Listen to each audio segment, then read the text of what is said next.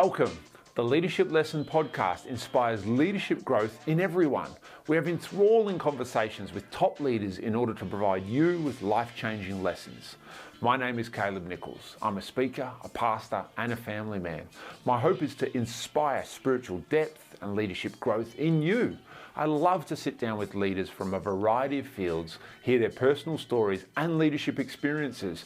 This creates the podcast. Enjoy. Welcome to the Leadership Lessons podcast. Our guest today is Manos Findikakis. He is the CEO and co-founder of Eview Real Estate Group, which is Australia's first multi-brand real estate network. So thank you, Manos, for coming on the podcast today. We're really interested to hear your story, hear a bit about business leadership from yourself. So welcome, mate. It's good to have you here. Hi, Caleb, and thank you so much for the opportunity. Look forward to sharing some stories. That's great. Well, why don't you tell us a bit how it all started, mate? What was your journey into business and into business leadership? Yeah, so look, our business journey started at the age of 21, where we got into the hospitality industry. So myself and my twin brother and current business partner, Arthur, started a coffee lounge in Kringle Hub Shopping Centre, our local shopping centre, as you might know. So we entered the hospitality industry, stayed in that for about 13, 14 years. We ventured from coffee lounges into fish and chips. So we started a chain of fish and chip shops called Flaky Jake's. Some of the listeners may know that establishment. And we should mention, Manos, that you and I grew up in the same town, Frankston, down in the southeast suburbs of Melbourne. So, yeah, it's amazing. You've just done all of this that we're about to hear. You've done around the corner from me. So, yeah, it's a wonderful place of the world, and obviously born and bred here and grew up here, and right. Very much a local. So we established our chain of hospitality shops. We had 7 fish and chip shops, and we got up to 200 staff members, all aged between the age of 15 and 18. And as we mentioned before, you can imagine the hormone levels that we had to deal with at that time. It was an exciting business, but it was a very tough business. And during that time, myself and my wife had 2 young kids. It was very tough from a lifestyle point of view to try and get that work-life balance. And my wife, Maria, wanted a work change to try and get that balance back in. So she was always looking at opportunities, and that led us in 2002. She got someone said to her she'd be really good at real estate, and she was. She got a job.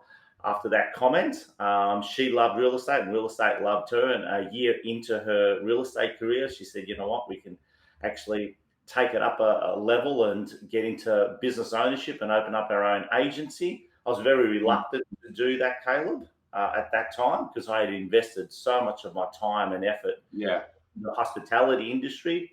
I had no experience of any business outside of that, let alone real estate.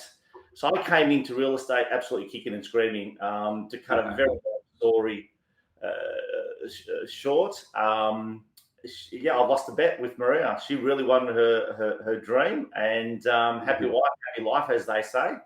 And she secured a agency in the local area in Frankston East. And because of it, I had to let go of my ownership of the hospitality industry chain of stores, and we entered a real estate, and it was probably the best bet I've ever lost.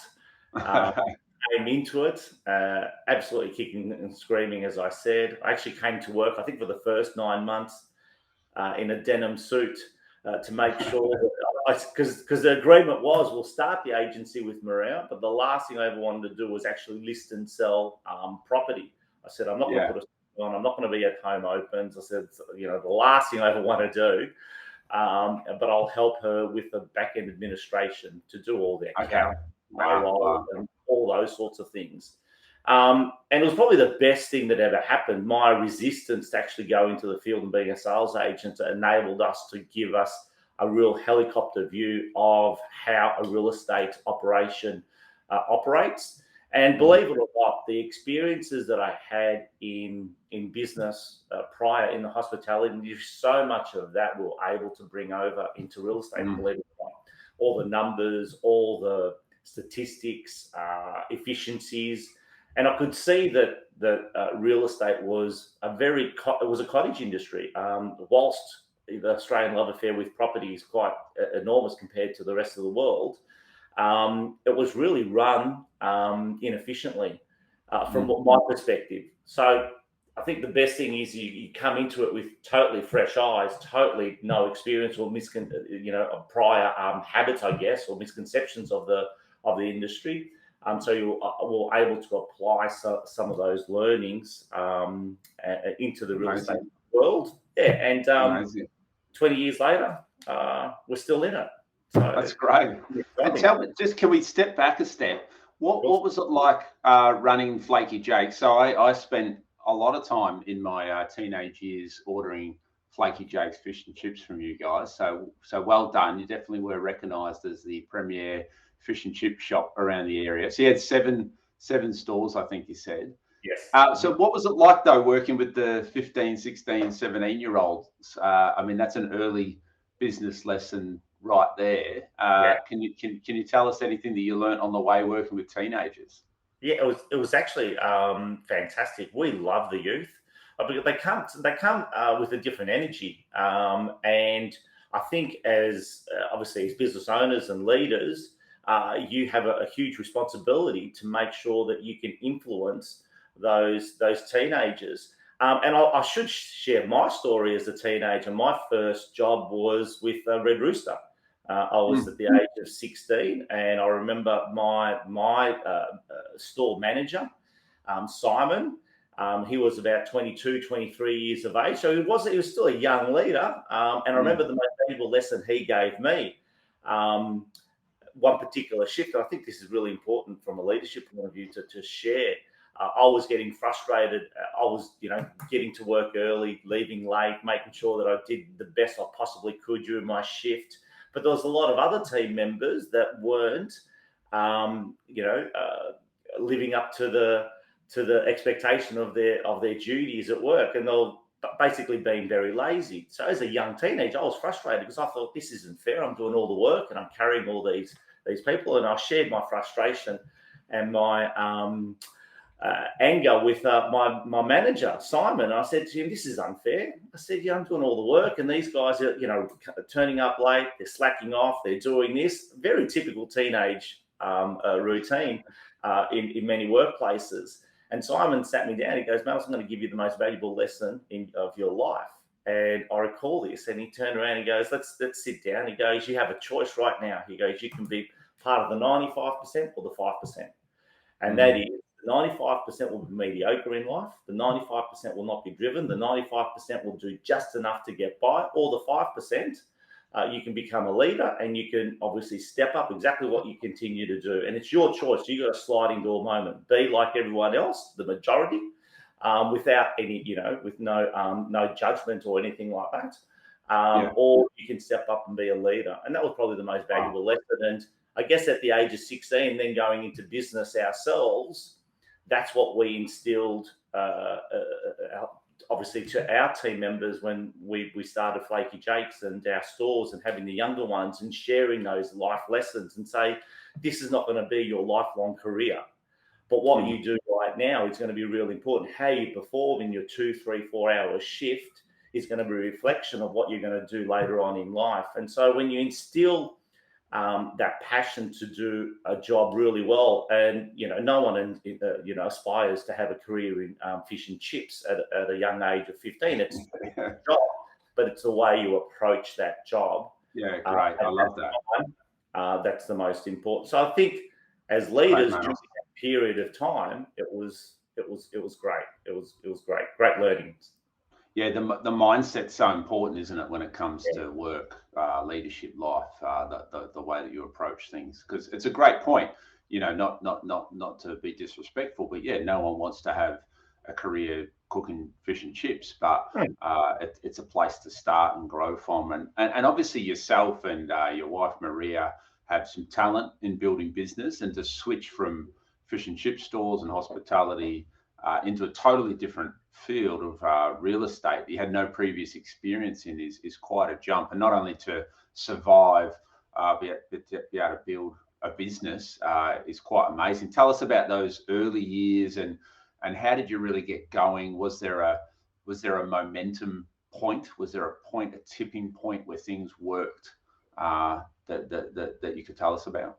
Yes, certainly. So 2002, we started the real estate career. 2003, actually opened up the office, which is exciting. But as I mentioned earlier, coming into it with no preconceptions of what to do, I was an absolute sponge to learn everything, the whole thing. So the biggest thing I think for everyone is to be a perpetual learner and to learn from the people that have done it successfully in the past.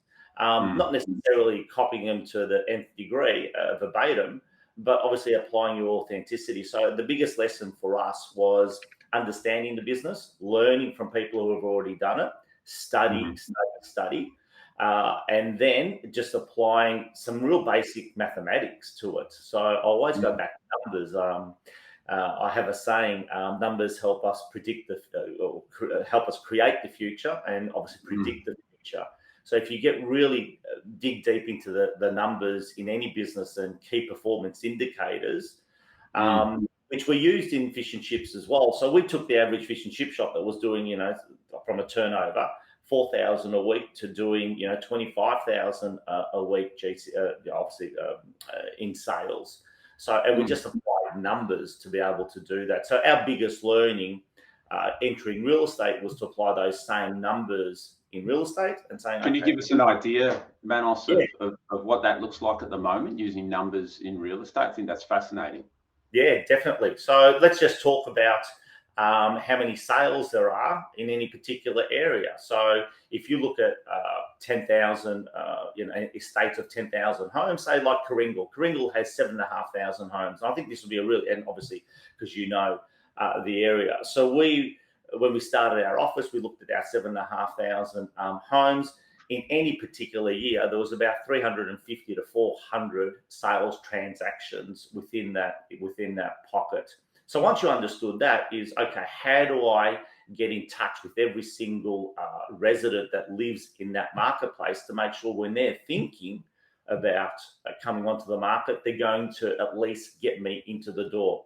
As soon as if we had the opportunity to present, we had a 60-70% chance of actually winning the business, and that's what we actually did. We ended up applying those numbers and saying, okay, what sort of prospecting and what sort of lead generation do we need to do? How do we get in front of these people? And back then, it was the good old door knocking and direct mail, because social media, the digital age hadn't, obviously wasn't those around. Days. Yeah, those days. Yes, remember those good old days? Not very long ago. No. And I do a daily blog, and my daily blog today was the best tech tool that's ever been invented. And I just spoke about the phone because it's all about people. It's connecting with people. I think people use digital now to hide and to avoid those face-to-face and those conversations and building relationships. But again, always look at it when the competition is zigging and we should be zagging. So whilst a lot of people are looking at the digital space, we should be going back to what we call the analog space and reconnecting and doing the good old-fashioned stuff.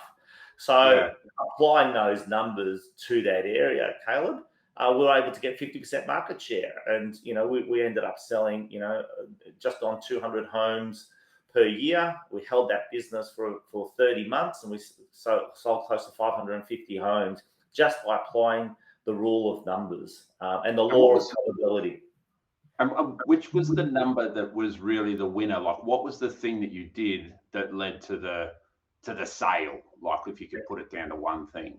Yeah, and it hasn't changed. It's called appraisals.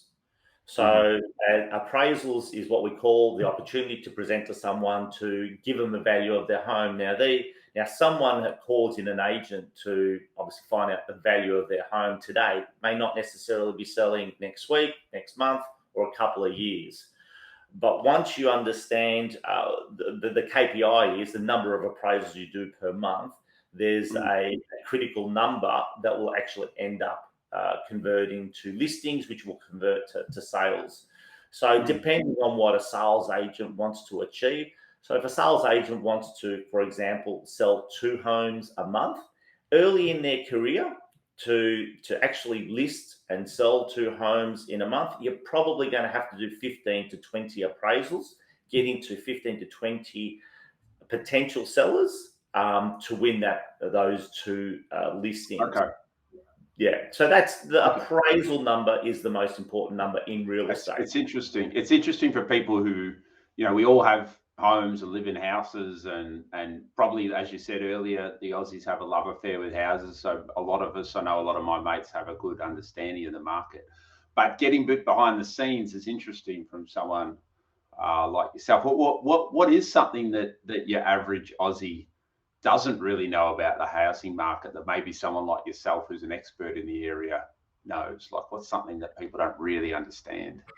Yeah, look, the good thing about the real estate market at the moment, real estate agents are no longer the gatekeepers of information. So information now is available to every single seller, every single buyer. It's just a click of a button away, and you can go to whatever sites you'd like to, whether it's obviously the predominant portals such as Domain or realestate.com, or go to the property research sites such as CoreLogic. You can find out what your neighbour sold for, when they bought it, how much they paid for any particular property, when you're looking for a property. So from an information point of view, I think a lot of people may not realise how much access they have to information.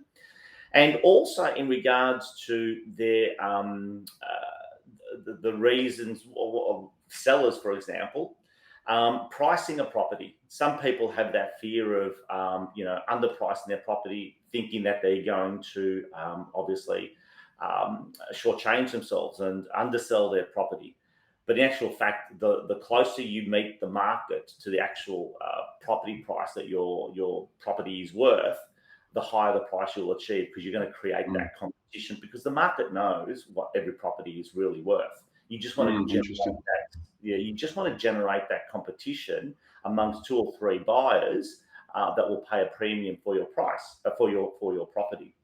So, because it's human nature, isn't it? To I want to sell my property, I want to push the price as high as possible if I can get the extra 5 grand, 10 grand. But so you're saying that's not really how, in reality, things don't work better by pushing the price up. It actually works better by creating competition.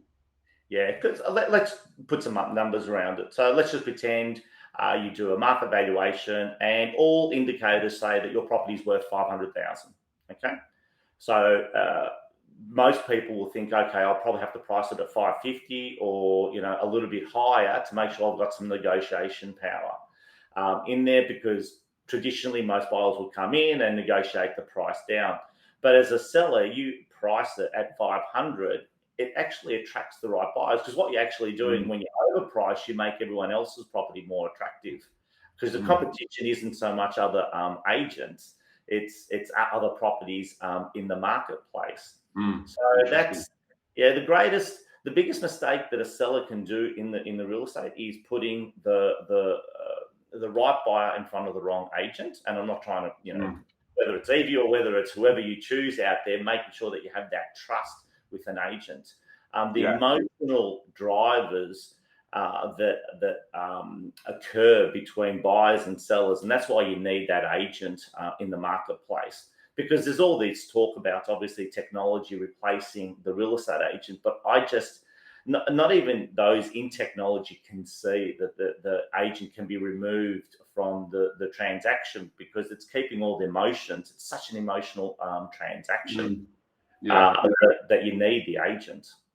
Okay, and it's really interesting, Manos, that role of the agent in between.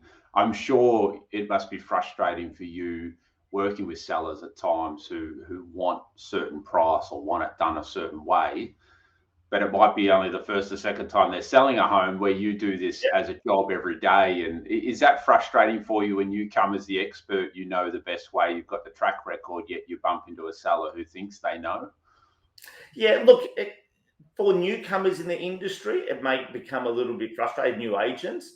What I say to our team, and when I go on the training circuit is, as you just mentioned, sellers don't do this every day of the week. We do. We're there to guide those sellers, and it's our job to communicate and to educate our sellers in the process of buying, selling property. So yeah, you definitely get some frustrations, but that's what our job is at the end of the day. So if we get frustrated, we shouldn't be in it. So really, at the end of the day, it's a good point. It's a good point. Because they're our customers at the end of the day, and we've got to be, sellers are screaming, are searching for options, but they're screaming for guidance, and that's what we are. We need to be the trusted advisor and hold their hand through that whole process.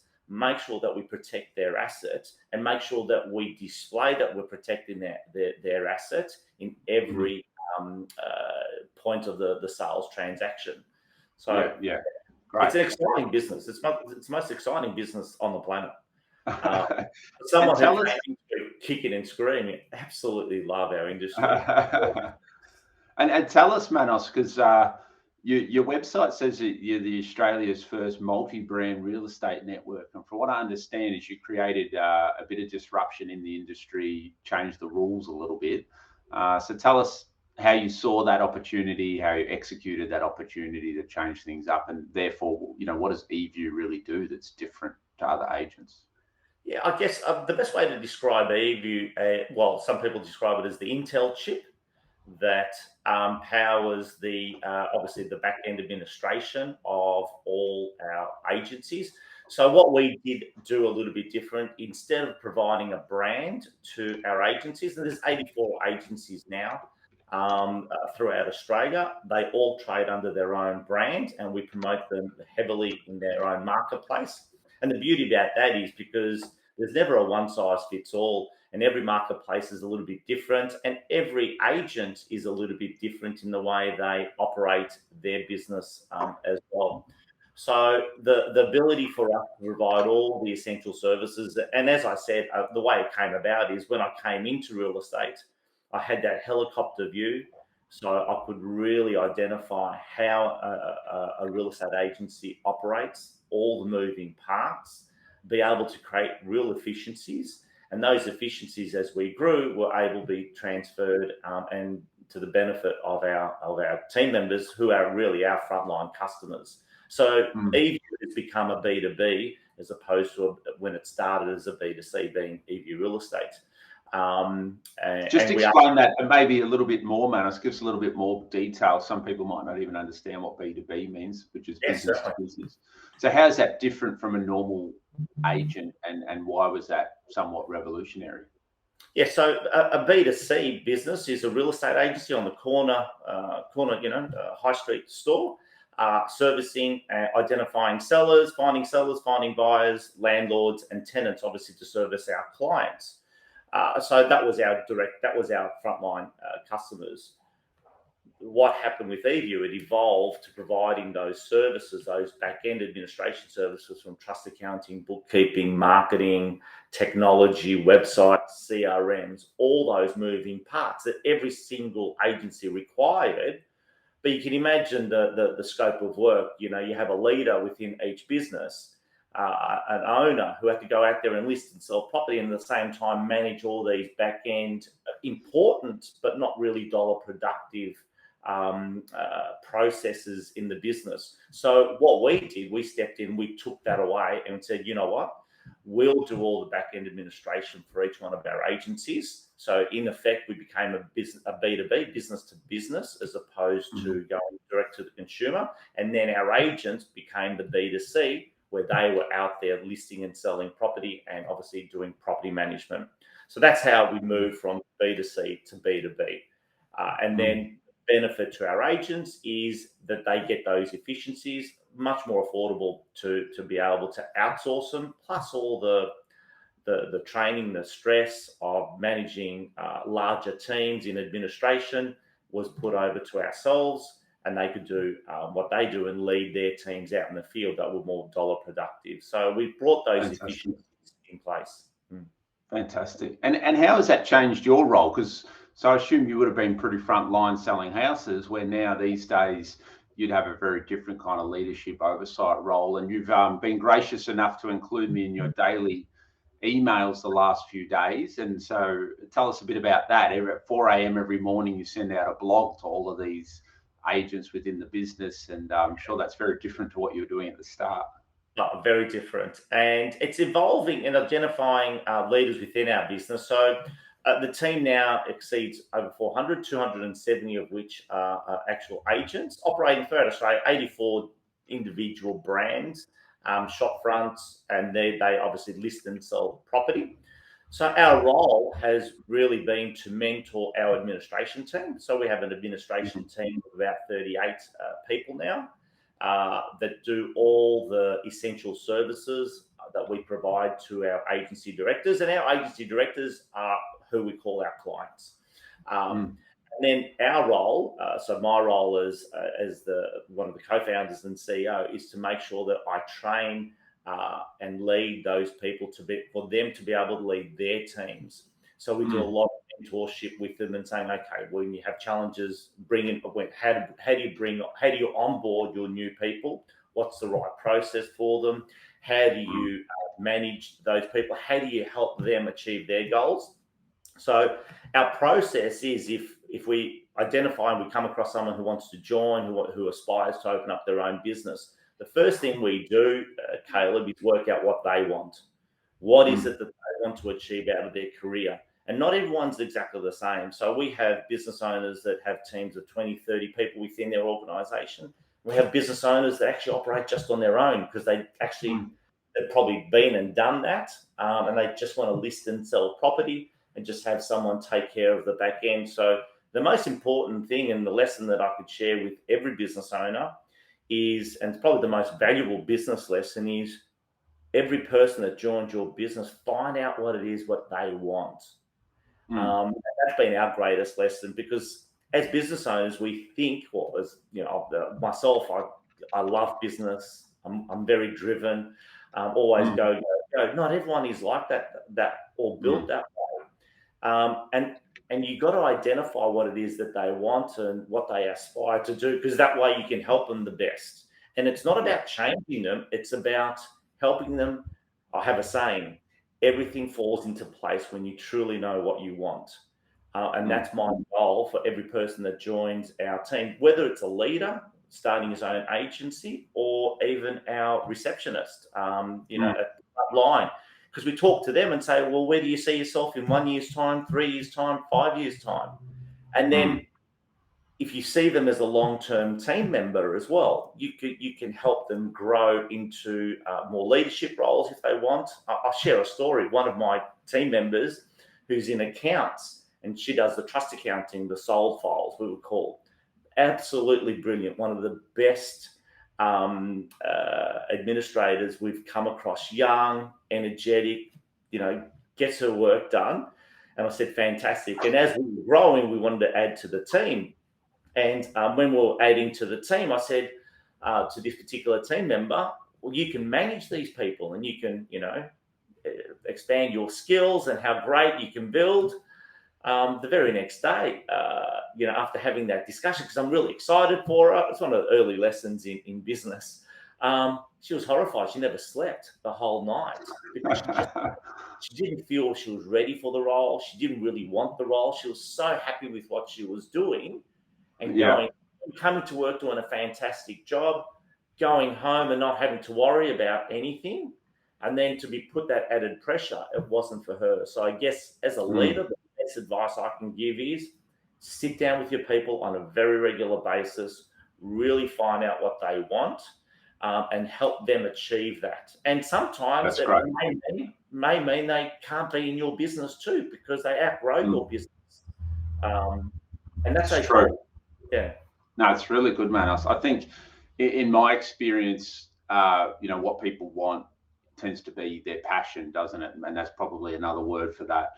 And passion often opens the door to purpose, and then people are actually doing a job they want to do, if it's their skill, they're passionate about, and then that provides the ultimate meaning really, which is a purpose, and coming to work every day and actually contributing to something you believe in. So has that been your experience? How do you find people in Eview find meaning and purpose in the job? Because I'm sure you get lots of people that come in that just do a job, and then it would get very stale. Selling houses probably gets pretty stale. How do people find meaning, purpose, something greater in your business, in your world? Well, it falls back to passion. But what I've identified and seen in my experience with passion is sometimes passion evolves because you get really good at what you do. As you see people's skill set increase and they become masters of their craft, and sometimes it takes time, you suddenly realize passion is sort of connected to competency as well and how good you are. Because and they fall, it's not like someone falls in love with real estate and becomes a real estate agent and they're passionate about real estate. It's actually quite the opposite, because when you come into real estate, there's rejection, there's no continuity in your workflow, it's all what I call organized chaos. So that's a real challenge. I mean, the unfortunate statistics with real estate is 80% of new people who enter real estate sales within their first 12 to 18 months will either leave the industry or change organizations, because they just either get the leadership or it's just not for them because they can't handle. Was that 80%, Manos? 80% leave. Wow, it's so high turnover. It is huge. It's not for everyone, Caleb. Real estate it's very simple business. It's just not easy. And we all have access to the same, or every real estate agent has access to the same ingredients, but it's the way they put those ingredients together.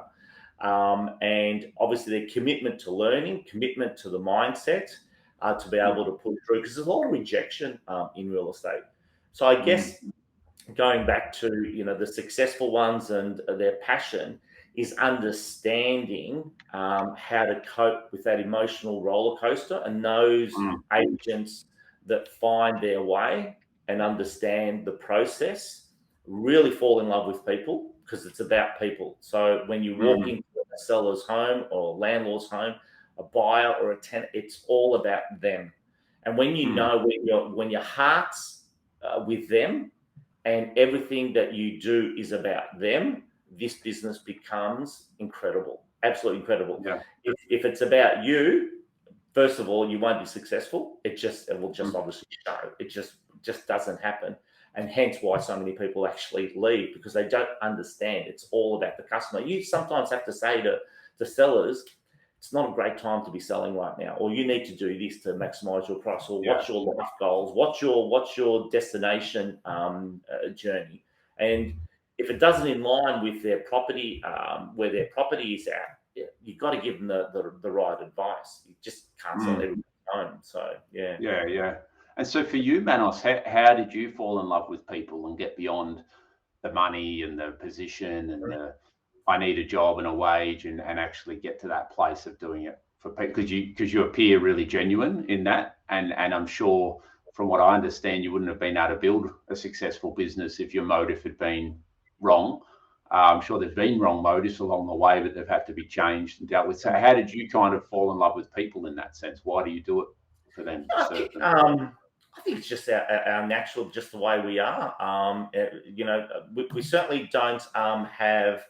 We look at work and life the same. We don't separate work from life. To us, it's a lifestyle choice, and it works in unison. And I think it's just our DNA. We love people. We're very social, and that transcends into work as well. We're extremely social with our team members. We don't hide away from the fact that we are and promote ourselves as a family business. Always have. We're very professional and corporate in our structure, very, very, and we've got specific roles and duties everyone needs to take part, but everyone is family as far as we're concerned. In our business, it's our DNA. I think I shared with you when we first spoke, our big audacious goal by the end of the year is to put a process in place where all our team, only as in our administration team, work 4 days a week, go to the 4-day work week. We do believe that's the progression of business leadership in Australia. I think that needs to be done over the next 3 to 4, 5 years, because we live in a world of distraction, total distraction, and we're always on. Whether it's the weekend, whether it's after hours, work has really blended into home. It's very difficult to switch off, and I think we need to reassess that, because I think from health and well-being, we can see people are struggling with it. I think it's only going to get worse if we don't address it. But yeah, I hope that sort of answers your question. Yeah, that's just our natural tendency to love people. We have 3 pillars: support, profitability, and freedom. They're our 3 pillars that we work. Culture for us is everything based around those, that each team member will support the other team member and or customer and clients, everyone that they're involved with. Profitability isn't just about finances, although that's important. We have a very disciplined approach to financials.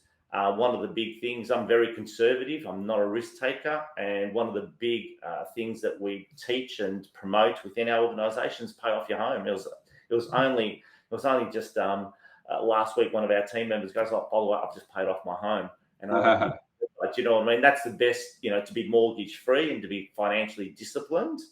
And then freedom to make sure that you're doing and profitability also is about time and making sure that you have got the time. So, instead of just making money.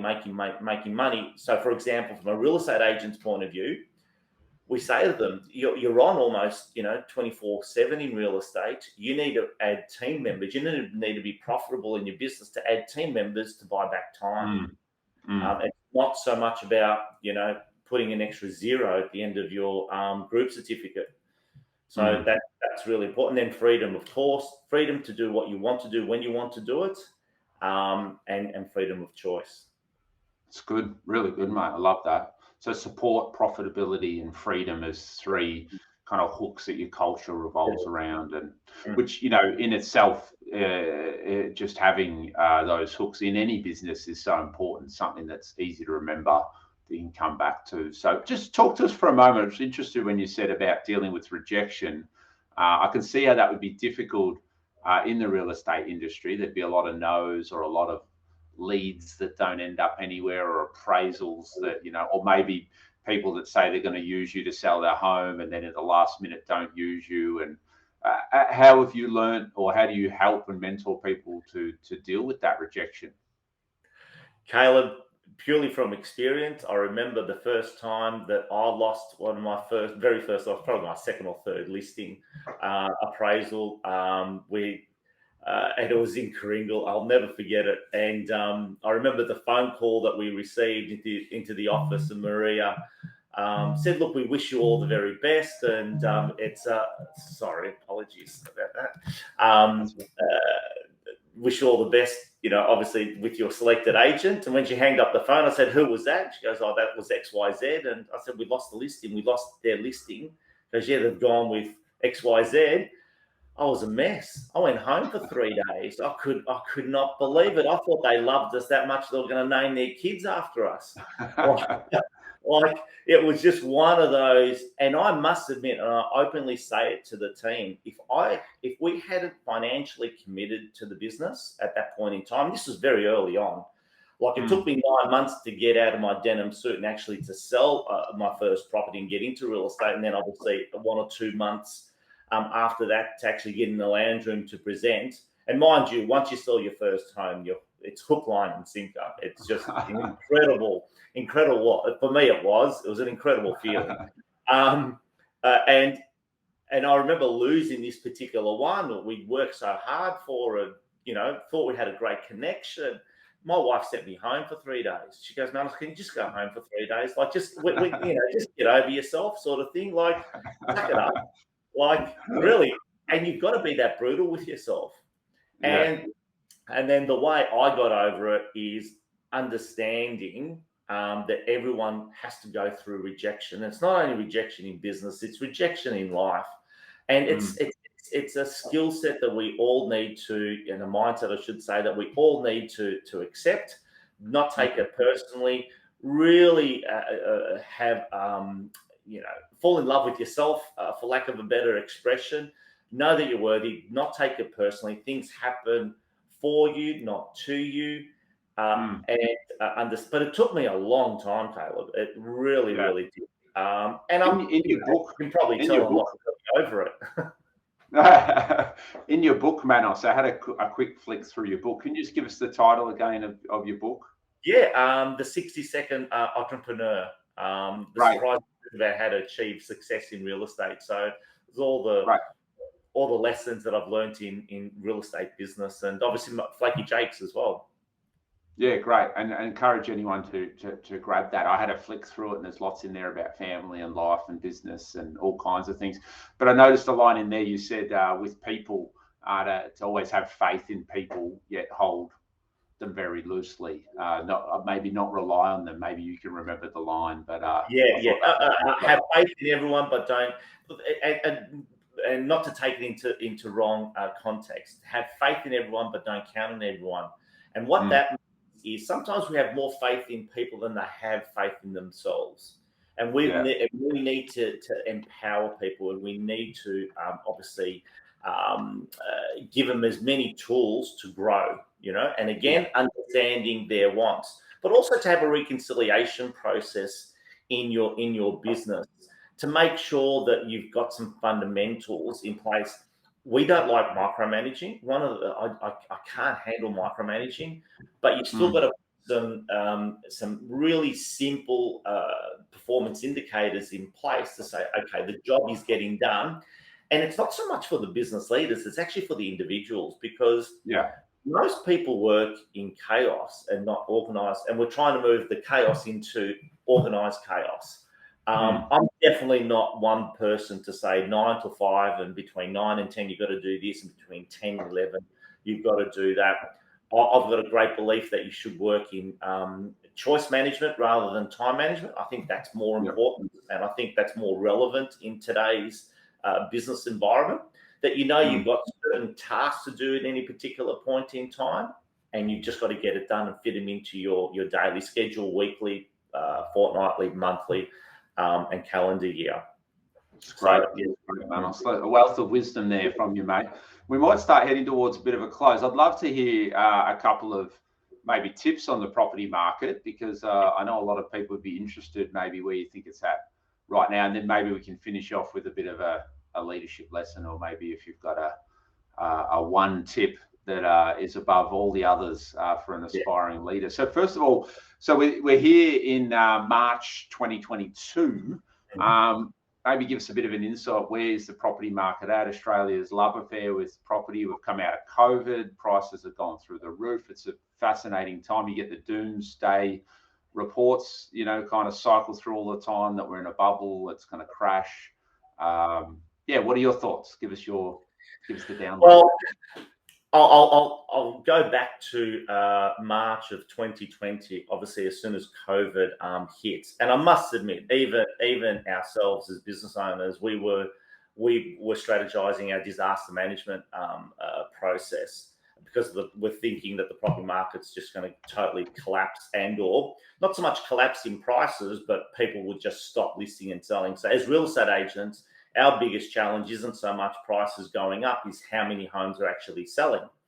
So, but of course, one correlates with the other. When there's lots of property selling, prices are always going up because there's more demand, and that supply-demand curve will always play a part in real estate prices.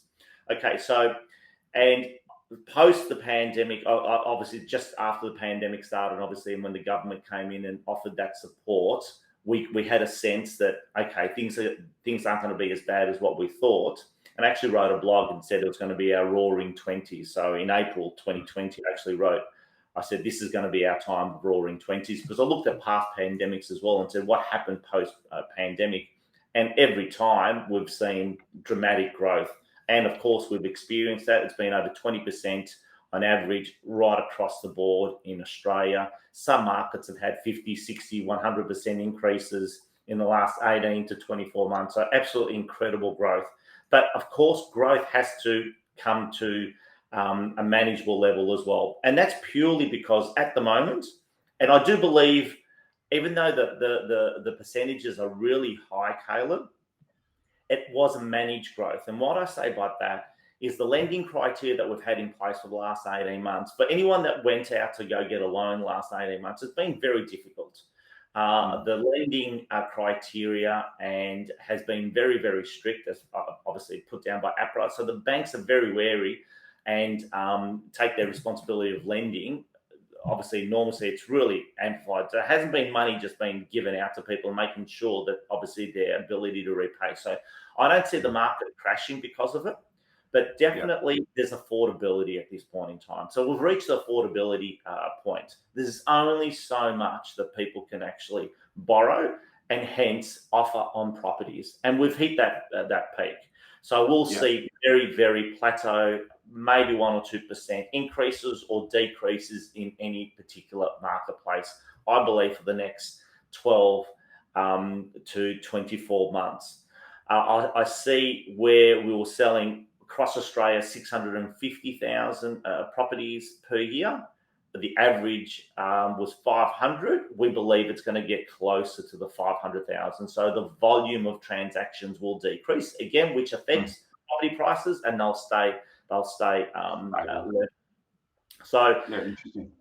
Tim, I was in the last 2 weeks. I was with Tim Lawless and Bernard Salt. So Bernard Salt's a famous demographer in Australia, writes for the Australian, and Tim Lawless is head of CoreLogic, the property market, and all indicators are all very positive in the sense that we will see a slowdown, but immigration is going to increase over the next 12 months, 24 months, and beyond. So population growth and demand for housing is going to be there well into the balance of this decade and beyond. Economic-wise, Australia is really well positioned, considering all the challenges the world is having. Australia will always be well positioned from an economic point of view.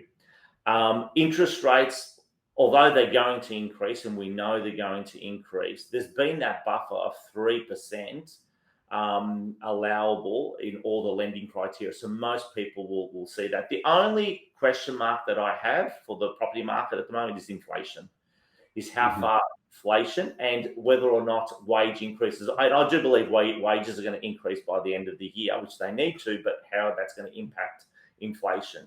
Because obviously fuel prices, I should say, energy prices increasing, and the cost of building materials and the cost of goods that were, obviously at the local shop is increasing. There's going to be pressure there.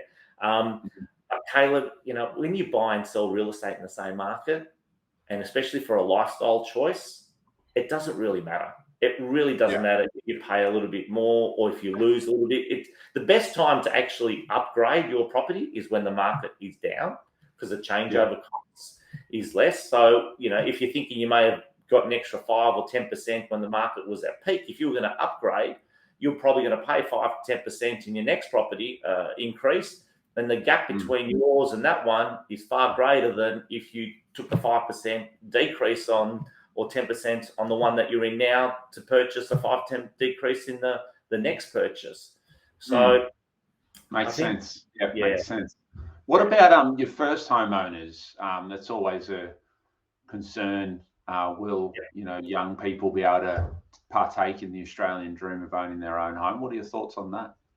Yeah, well, the bank of mum and dad needs to really come into play, and it has. There's no question. We see that the bank of mum and dad helping, obviously, the younger generation coming into the property markets.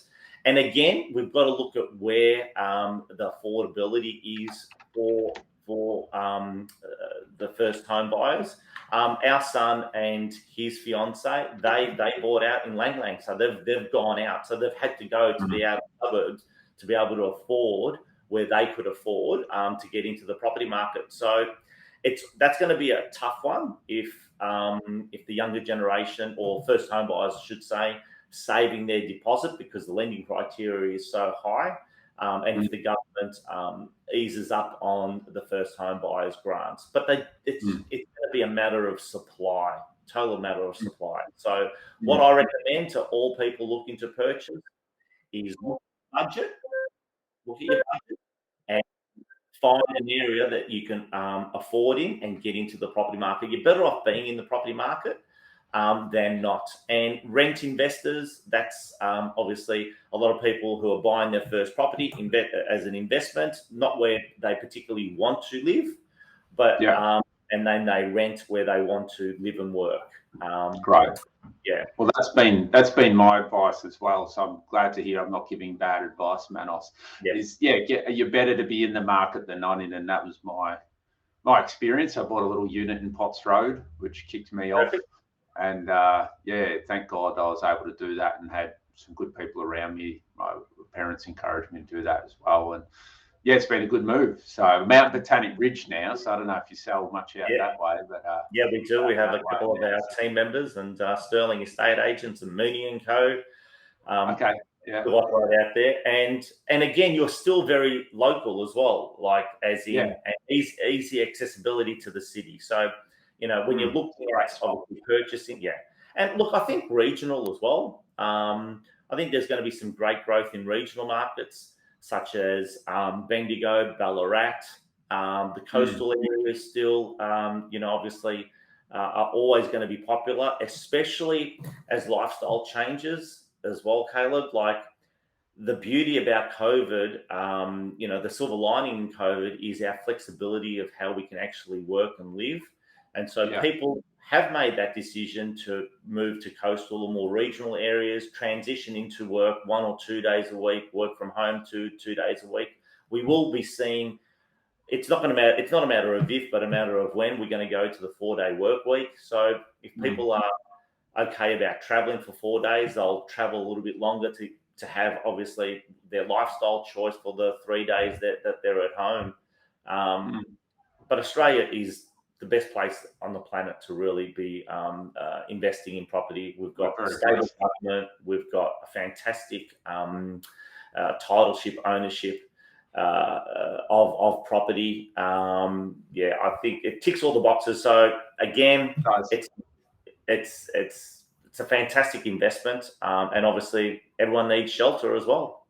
Yeah, no, we're living the dream here in Australia, mate. I wish more people realise that how good we have it down here. It's you've definitely won the lottery to be born in this country, that's for sure, or migrate to this country. So finally, mate, what would be a tip, leadership lesson from your life that you could give to an aspiring leader?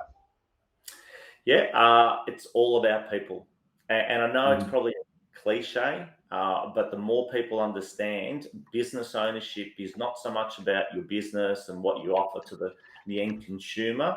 It's actually building and amplifying people within your organization and finding those great ones that will come along on the journey with you. You can't shrink yourself to greatness.